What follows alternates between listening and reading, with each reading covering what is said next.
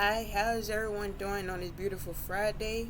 Welcome to Willa Candy's channel. If you're new here on this channel, I will, read my Bible, tell stories, and will also share stuff that I've seen off of, the web or the internet, TikTok or whatever. And how is everyone doing today? I hope everyone is doing great on this beautiful Friday. I hope everyone is out there driving safely, loving one another, treating everyone with respect. I hope you're having a great day at work, but if you're not, always know that hope is around the corner, is not too far from you. Keep on walking till you get there. Please, people, do not give up on hope. The ones who feel like that good would never come to them. It will always come to you, especially if you turn to God. Because God has the answers. Yes, he does. And I'll be reading some of my scripture today, Wadech. And I will also be sharing some stuff. I'm not going to tell about Tar Mama, again. I'll just finish off. Telling you about like the episodes, the rest of the episodes of Tar Mama, because it's towards the end. It's like a short fictional series. I'll just tell you about it, about each and every episode, because it's not going to be that long. So I'm gonna tell you about that, and I will also share something with you that I have found out that I never knew about. I found it out, from TikTok. But let me get into the word of the day. Chapter 12 in Proverbs. Whoso loveth instruction loveth knowledge, but he that hateth reproof is brutish. A good man obtaineth favor of the Lord, but a man of wicked devices will he condemn. A man shall not be established by wickedness, but the root of the righteous shall not be moved. A virtuous woman is a crown to her husband, but she that maketh ashamed is as rottenness in his bones. The thoughts of the righteous are right, but the counsels of the wicked are deceit. The words of the wicked are to lie and wait for blood, but the mouth of the upright shall deliver them. The wicked are overthrown and are not, but the house of the righteous shall stand. A man shall be commended according to his wisdom, but he that is of a perverse heart shall be despised. He that is despised and hateth a servant is better than he that honoureth himself and lacketh bread. A righteous man regardeth the life of his beast, but the tender mercies of the wicked are cruel. He that tilleth his land shall be satisfied with bread, but he that followeth vain persons is void of understanding. The wicked desireth the net of evil men, but the root of the righteous yieldeth fruit. The wicked is snared by the transgression of his lips, but the just shall come out of trouble. A man shall be satisfied with good by the fruit of his mouth, and the recompense of a man's hand shall be rendered unto him. The way of a fool is right in his own eyes, but he that hearkeneth unto counsel is wise. A fool's wrath is presently known, but a prudent man covereth shame. He that speaketh truth sheweth forth righteousness, but a false witness deceit. There is that speaketh like the piercings of a sword, but the tongue of the wise is health. The lip of truth shall be established forever, but a lying tongue is but for a moment. Deceit is in the heart of them that imagine evil, but to the counselors of peace is joy. There shall no evil happen to the just, but the wicked shall be filled with mischief. Lying lips are abomination to the Lord, but they that deal truly are his delight.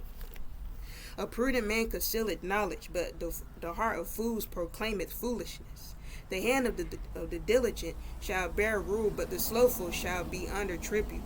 Heaviness in the hearts of man maketh it stoop, but a good word maketh it glad. The righteous is more excellent than his neighbor, but the way of the wicked seduceth them. The slothful man roasteth not that which he took in hunting, but the substance of a diligent man is precious. In the way of righteousness is life, and in the pathway thereof there is no death.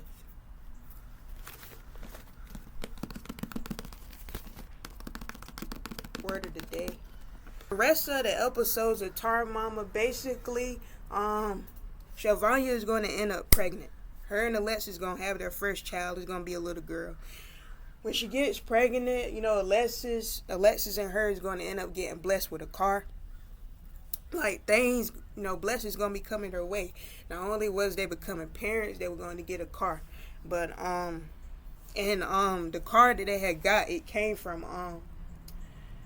one of Shelvanya's uncles. I think it was her uncle Nate, and her uncle Tony was giving her like brand new baby clothes because Tony had came down that way near Michigan, because her uncle Tony and them, they be everywhere. She came down that way around in the Michigan area and was selling baby clothes and stuff like that. And then it moves on to while Shelvanya is pregnant, her belly is growing. Alexis ended up becoming a danger, and the reason why I said that, he ended up becoming around, ended up walking towards harm's way. That's all I can say. And scratching my allergies at him. But reason why I say that is because it was this man. This man has no name. He tries to harm Alexis, unalive him. This random man who did not know Alexis. It happened one day when Alexis and Ricochet was just Alexis and Ricochet. They was, together, like in this area where like everyone hangs out at. Mostly like the younger folks, like near their age. They shoot pool down there, gamble, all that stuff. It was just Alexis and Ricochet take a turn shooting pool. And this man was watching Alexis from a far away distance. And he had like a cup of drink in his hand. It was like, and Ricochet took notice of the guy. Alexis wasn't paying attention because he was shooting pool on the table. And then Ricochet said, "Man, what is he staring at?" And Alexis was like, who you talking about? He said, "That guy over there, he got a staring problem or something." And Alexis said, "Maybe you want to come over here and play pool with us." He said, "Well, he knows how to walk over here just like anybody else that asked to play pool. You don't have to stand there and stare like, like some psycho or something." But the guy did ended up coming over there. But he came over there just for one reason. And he came over there to ask Alexis. He said, "Your name wouldn't happen to start with an F, does it?" And Alexis was like, "No." He said, "You want to play pool?" They were like, "Nah, I'm not, good at pool." They were like, "You sure?" And they were like, "Yeah, I just stand by and watch it." He said, "But I was just asking, like if your name started with an F or not." Then the man ended up, standing around for a little bit. Ricochet was kind of staring at him, and then the man ended up walking away. Yeah, but the man ended up walking away, and Ricochet said, "Well, that's weird. Why in the world would he want to know if your name starts with an F or not?" And Alexis was like, "Oh, he probably thought that I was somebody else." But this was not going to be the last time that Alexis would see this man. This man started stalking Alexis. And he ended up making it into Alexis and Shelvanya's apartment while they were sleeping. Just imagine waking up right beside your partner. You see somebody standing on the other end of your bed, just standing watching over you and your partner. But Shelvanya was the first to wake up. She tossed it and turned, and she grabbed at some of the covers. But when she raised it up a bit and seen, the guy standing right there, this tall, dark figure standing by the bed, she's like, "Alexis," and she like shook him. And when she shook Alexis, the dude had ran out, and Alexis had got up to run after whoever the person was. Alexis ended up running after the guy, but the apartment door was left open. The guy had left out the door.